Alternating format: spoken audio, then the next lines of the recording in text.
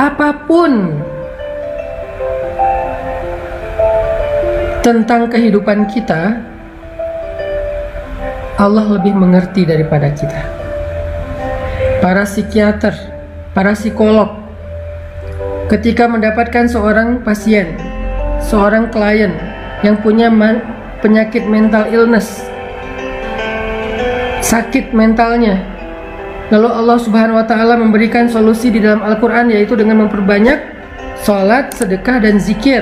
Di dalam surat Al-Ma'arij, manusia itu halu'a, jazu'a, manu'a, labil intinya, illal musallin, kecuali orang yang sholat dan dawam dengan sholatnya. Artinya memperbanyak sholat sunnah, ada terapi ibadah. Dia nggak mau menyarankan terapi spiritual karena dia nggak percaya dengan spiritual healing. Dia lebih percaya dengan psikologinya, dan psikologinya berasal dari Sigmund Freud, bukan berasal dari Al-Quran. Bahkan kadang-kadang bertabrakan teorinya. Berarti dia belum membaca ihdinas siratal mustaqim. Dia merasa lebih tahu daripada Allah. Padahal Allah bilang, wallahu ya'lamu wa antum la ta'lamun. Allah lebih tahu dan kalian tidak tahu. Huwa a'lamu bikum idh ansha'akum minal ard wa id antum ajinnatun fi butuni ummahatikum. Dia lebih tahu daripada kalian sejak kalian diciptakan dari tanah atau kalian masih janin di dalam perut ibu-ibu kalian. La tuzakku anfusakum. Jangan merasa sok tahu, merasa udah paling pintar, kata Allah.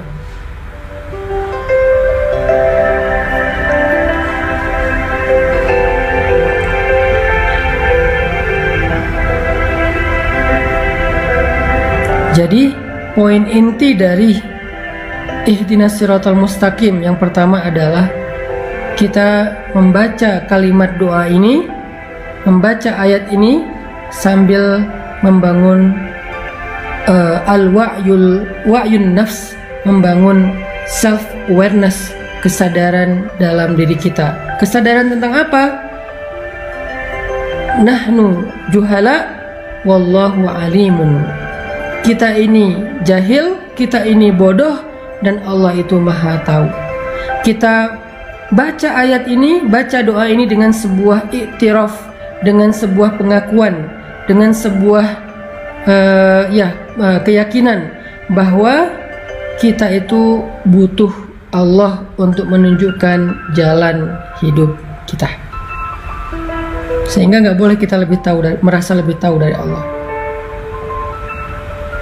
Baik masalah pribadi kita dalam hidup maupun masalah keluarga atau masalah sosial, masalah bangsa, masalah politik, masalah ekonomi, masalah dagang, masalah sains, apapun dari yang paling kecil sampai yang paling besar, kita merasa diri kita bodoh dan Allah itu yang maha tahu. Kita merasa diri kita itu awam dan Allah maha bijaksana, sehingga kita meminta dengan sungguh-sungguh dan tulus, ihdinas siratal mustaqim. Ya Allah, tunjukkan saya jalan yang lurus, tunjukkan saya jalan untuk mendapatkan jodoh yang Engkau ridhoi. Kata Allah, la taqrabuz zina, jangan pacaran. Kok la taqrabuz zina terjemahannya jangan pacaran? Ya, karena pacaran itu adalah langkah-langkah mendekati perzinaan. Mungkin nggak nikah menjadi perzinaan? Nggak mungkin, karena nikah itu justru menutup pintu zina. Nikah menutup pintu zina, karena orang yang melakukan hubungan suami istri setelah menikah nggak disebut berzina, disebut malah di sisi Allah. Jadi menikah menutup pintu zina, sedangkan pacaran membuka pintu zina. Ada yang sampai masuk ke dalam jebakan syaitan itu dalam banget, jebakan syaitan itu jauh banget. Ada yang masuknya setengah, ada yang masuknya di depan.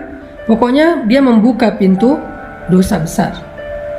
Sehingga Allah mengatakan la taqrabuz zina. Saya menerjemahkannya dalam bentuk tafsir, jangan pacaran. La taqrabuz zina, jangan pacaran. Kita bilang enggak kok, pacaran enggak gitu, enggak akan membuat kita sejauh itu. Saya ngertilah, saya insya Allah sanggup menjaga diri dan segala macam. Saya percaya kok sama anak saya percaya kok sama pasangan saya dan segala macam. Siapa yang lebih tahu, kita atau Allah? Siapa yang lebih mengerti, kita atau Allah? Sehingga kita balikin lagi kepada surat Al-Fatihah. Ihdinas siratal mustaqim. Tunjukkan saya jalan yang lurus ya Allah. Kata Allah dalam urusan jodoh, la taqrabuz zina, jangan dekati zina.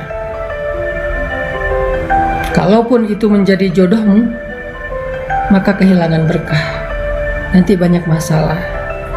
Atau kalau kamu punya masalah, Allah nggak akan terlibat dan membantumu. Tapi kalau kamu meninggalkan pacaran, kemudian dapat jodoh, ada masalah, Allah terlibat di dalam membantu masalah keluargamu.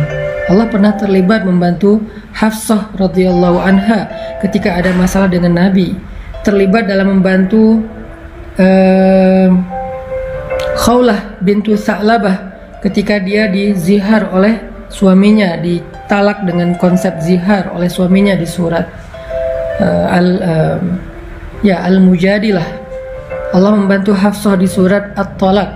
Allah membantu Sayyidah Aisyah di dalam surat At-Tahrim, dan banyak lagi ayat-ayat Allah terlibat membantu permasalahan rumah tangga Nabi dan para sahabat. Kenapa Allah sampai turun tangan dalam masalah rumah tangga?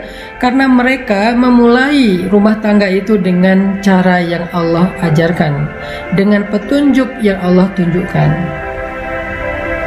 Ihdinas siratal mustaqim.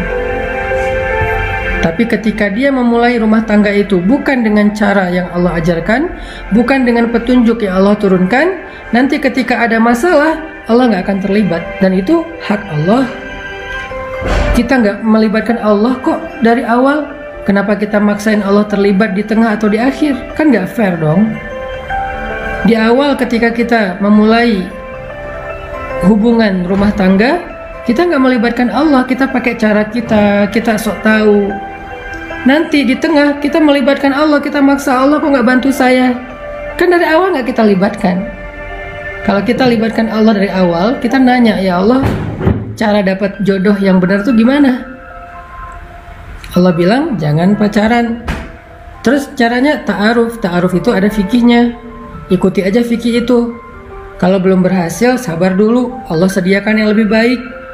Kalau belum datang juga, sabar dulu. Berarti yang lagi disiapkan itu istimewa, makanya butuh waktu. Sampai ketemu, nanti ada masalah, Allah akan terlibat dalam menyelesaikan masalah kita atau bahkan membela kita. Karena kenapa? Kita libatkan Allah dari awal. Gimana melibatkan Allah dari awal? Ngikutin petunjuk yang Allah sudah turunkan.